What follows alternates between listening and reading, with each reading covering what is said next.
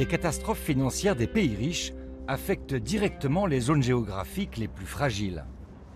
Dans l'immense entrepôt de MSF Belgique, on gère chaque jour l'envoi de tonnes de médicaments, de matériel de secours, mais aussi de denrées alimentaires d'urgence. Wow, Voilà. c'est immense. Oui, c'est environ 13 000 mètres carrés et tout destiné à de l'aide humanitaire. Il n'y a pas donc que les médicaments qui partent d'ici, hein, c'est ça? Non, il y a une vingtaine de pourcents qui sont, on va dire, non médicales. Et ça varie, voilà, de ceux que vous voyez ici, jusqu'à une voiture ou une moto ou un générateur ou par exemple le Plumpy Nut. Le Plumpy Nut. Ouais. Je suis venu pour ça. Bah oui. Vous le savez. Oui. On peut aller voir le Plumpy Nut. Donc en fait, il y a 150 sachets dans une boîte. Ouais. Chaque sachet représente un repas, on va dire, d'environ 500 calories. Et donc, normalement, une boîte suffit pour un enfant pour un mois. C'est pour les enfants de plus de 6 mois, c'est marqué. Oui. Atteints de malnutrition aiguë, sévère. C'est des enfants avec les gros ventres, quoi, c'est ça. Et oui, c'est les images connues de la télévision, mais voilà, c'est Ouais. ce qui se passe derrière. Hein. Le Plumpy Nut, cette pâte efficace pour lutter contre la famine, a été inventée en 1996 par Michel Lescane. Portrait d'un ingénieur responsable et d'un entrepreneur éthique.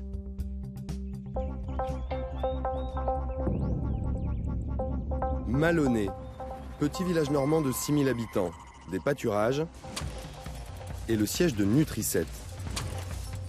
Ici, on fabrique chaque année près de 13 000 tonnes de ces petits sachets rouges destinés aux enfants malnutris du monde entier. Ce matin, inspection générale par le fondateur de l'entreprise. Alors ça, c'est de l'engineering quand même Nutri-7. Nutri-7, une PME de 110 salariés, dévolue à nourrir 450 millions d'enfants malnutris sur la planète. On ne décide pas de sauver le monde, on se passionne pour la nutrition, on se passionne pour l'agroalimentaire. Moi, j'ai une formation d'agroalimentaire. L'agroalimentaire, c'est nourrir les gens. Un médecin, son job, c'est de soigner. Un ingénieur agroalimentaire, c'est de nourrir les gens. Michel Lescane, 59 ans, a la satisfaction des inventeurs et la certitude des bâtisseurs d'empire. Il y a 25 ans, il s'est lancé un défi totalement fou, éradiquer la faim dans le monde. 10 ans de recherche pour que Michel et son équipe trouvent une potion magique. Le Plumpy Nut est un produit pâteux, au goût de beurre de cacahuète, pâte d'arachide, sucre, matières grasses, minéraux et vitamines. Ce chef d'entreprise a été le tout premier à considérer les enfants malnutris comme ayant des besoins mais aussi des envies. Une révolution dans le monde de l'humanitaire. Dans un premier temps, on cherchait à faire des produits qui soient réellement adaptés aux besoins nutritionnels des enfants. Nous sommes partis du principe que l'enfant malnutri sévère était un consommateur, c'est-à-dire qu'il avait des besoins, on devait respecter ses besoins et on ne devait pas se contenter de dire ce qui était dit à l'époque, bon, comme il a faim, de toute façon, ce sera suffisamment bon pour lui. Et en plus d'être bon, le Plumpy Nut a un énorme avantage. C'est un produit qui est facile à consommer, très simple à utiliser. Voilà. C'est une doudoune nutritionnelle. Voilà. L'enfant peut rester 1 heure parce qu'il a un petit appétit, donc il va manger progressivement. Voilà. En 2005, le Plumpy Nut est utilisé pour la première fois à grande échelle lors de la famine au Niger.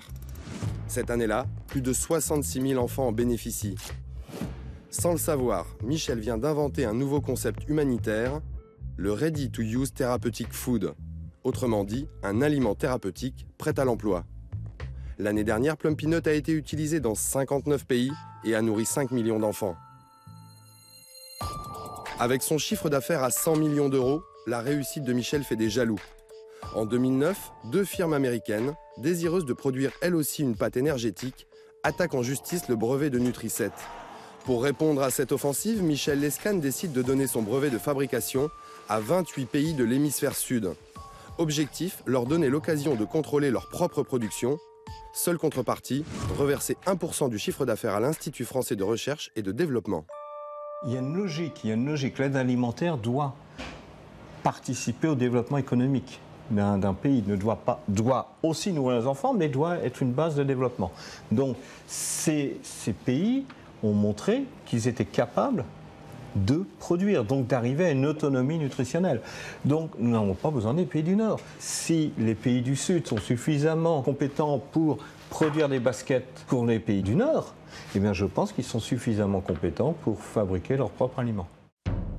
Entre profit économique et traitement des famines, Michel Lescane a inventé un business model, le capitalisme humanitaire. Un concept non dénué de contradictions. Mais pas pour Adeline Lescane, fille de Michel et nouvelle directrice de Nutriset. Nutriset gagne de l'argent. Ce qui est important, c'est de savoir ce que l'on fait de cet argent-là. On a des investissements importants dans les projets de recherche. On a une politique de prix qui est très importante et je pense que jamais on n'a pu nous reprocher de vendre un produit trop cher par rapport à nos coûts de production. En 2013, selon le Programme alimentaire mondial, 842 millions de personnes souffraient de la faim dans le monde. Les clients de Nutriset sont aujourd'hui les principales agences des Nations Unies et les plus grandes ONG internationales, comme Médecins sans frontières. Vous revenez du terrain, non? Voilà, Vous êtes tout bronzé. Donc, Ah ben oui, voilà, je rentre des Philippines juste à l'instant, hier. J'étais coordinateur d'urgence pendant 3 semaines. D'accord.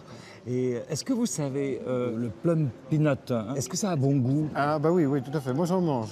J'en mange quand je suis sur un terrain et qu'il n'y a rien d'autre. Et c'est beaucoup plus pratique que ce qu'on avait avant. C'était quoi avant? Je me rappelle les premières années sur la nutrition. En fait, on utilisait tout un mélange qu'on faisait nous-mêmes avec de l'huile de soja, de la farine de maïs. On rajoutait du sel, de la vitamine, de l'eau. Et alors pour des grandes quantités de population, on avait même à l'époque monté des systèmes avec des bétonneuses de chantier sur lesquelles on avait remplacé la cuve de béton par des bétonneuses en inox industrielles. Et cette pâte était donnée aux gens. Donc ça fait une énorme différence de fonctionnement. En coût de logistique, c'est moins important. En termes de ressources humaines et en termes de sécurité alimentaire, c'est beaucoup plus facile à remettre en œuvre.